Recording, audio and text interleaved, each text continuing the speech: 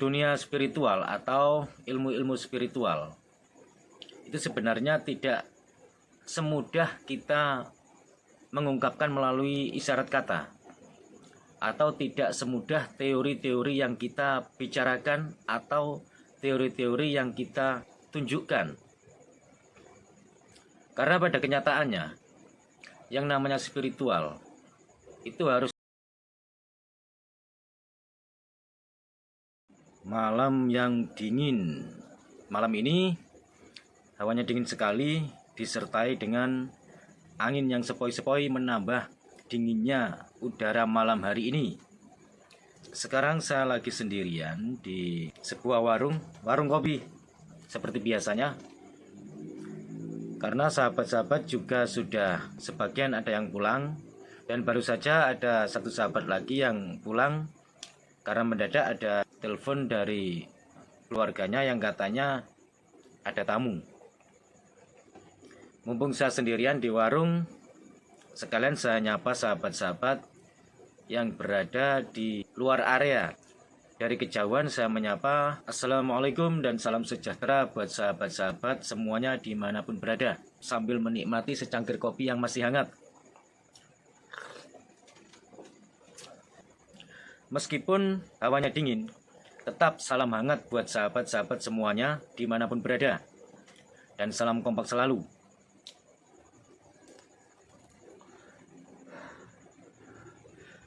Ya, memang kali ini saya ingin membahas tentang dunia spiritual.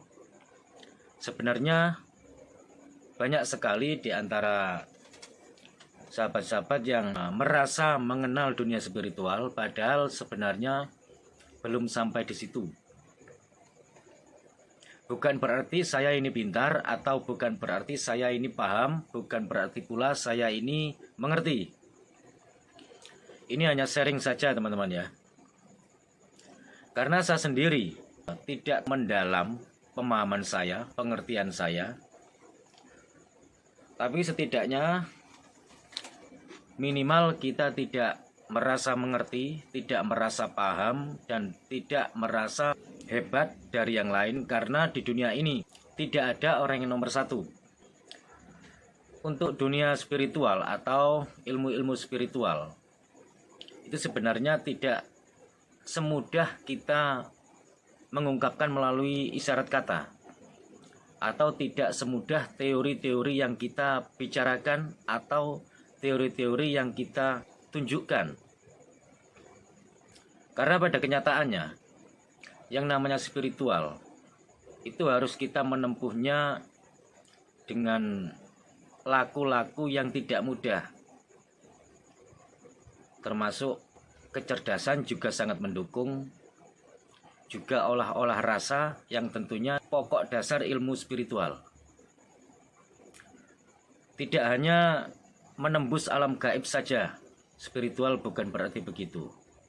Memang itu juga bagian, bukan berarti itu adalah pokok dasar atau pokok utama. Karena pokok utama spiritual itu adalah kita yang mampu mengendalikan diri, mampu menguasai diri, dan mampu melaksanakan syarat-syarat tertentu sesuai dengan ajaran dan gurunya masing-masing mengenai ilmu spiritual. Karena kita tanpa bisa melihat hal yang gaib atau sesuatu yang di luar nalar, itu juga bisa berspiritual. Karena pada hakikatnya spiritual adalah mengenali jati diri kita sendiri untuk menempuh jalan menuju ke spiritual yang sesungguhnya. Jika kita sudah mengenali jati diri atau kita sudah bisa menguasai diri kita sendiri, maka yang lainnya itu mengikuti. Ada juga yang diberi kelebihan khusus, bisa melihat alam gaib atau makhluk astral. Ada juga yang diberi kelebihan khusus untuk mengobati orang yang terkena penyakit, entah itu medis atau non medis. Ada juga yang diberi kelebihan khusus mempunyai insting yang sangat tajam. Ada juga yang diberi kelebihan khusus mempunyai kecerdasan di atas rata-rata. Nah, bermacam-macam kelebihan-kelebihan yang ada pada diri manusia yang diberikan oleh Tuhan Yang Maha Kuasa setelah mampu menempuh perjalanan spiritual, yaitu dengan bertujuan untuk menguasai diri. Contohnya, pada saat tirakat atau pada saat berpuasa, atau juga pada saat laku-laku khusus sesuai dengan ajaran yang kita anut, sesuai dengan guru kita masing-masing. Itu tujuannya, tujuan yang utama, yang pertama, itu kita adalah mengenal diri kita sendiri. Sehingga dengan mengenal diri kita sendiri, secara otomatis kita bisa mengenal sekitar kita juga, mengenal kondisi kita, mengenal, mengetahui luar dalam kita, dan memahami kelemahan kita. Sehingga kita bisa menutupi kelemahan-kelemahan kita atau meminimalkan kelemahan kita agar menjadi lebih baik dari sebelumnya. Karena jika belum benar-benar menguasai diri, ya hasilnya seperti yang banyak kita lihat, yaitu mengutamakan penampilan, sehingga penampilannya terkesan seperti orang hebat, penampilannya terkesan seperti orang jos dan lain sebagainya. Padahal kalau kita melihat penampilan, itu sering kita tertipu dengan penampilan. Bukan berarti penampilan itu adalah hal yang menipu, bukan. Penampilan memang dibutuhkan, penampilan memang perlu. Bukan berarti penampilan itu adalah prioritas yang utama. Bukan begitu orang yang mempunyai ciri-ciri ilmu spiritual.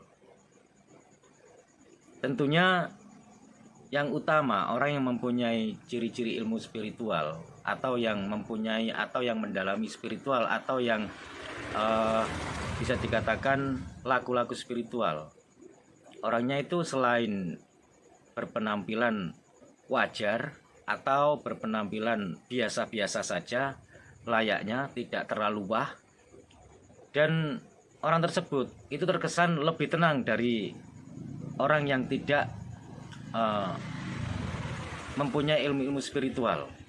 Di sini saya juga masih belajar. Ini sekedar berbagi, mungkin masih banyak sekali salah ucap atau salah kata dari saya yang tidak saya sengaja karena keterbatasan saya. Kurang lebihnya saya mohon maaf. Sekian dulu. Wassalamualaikum. Salam sejahtera, rahayu buat semuanya, dan salam kompak selalu.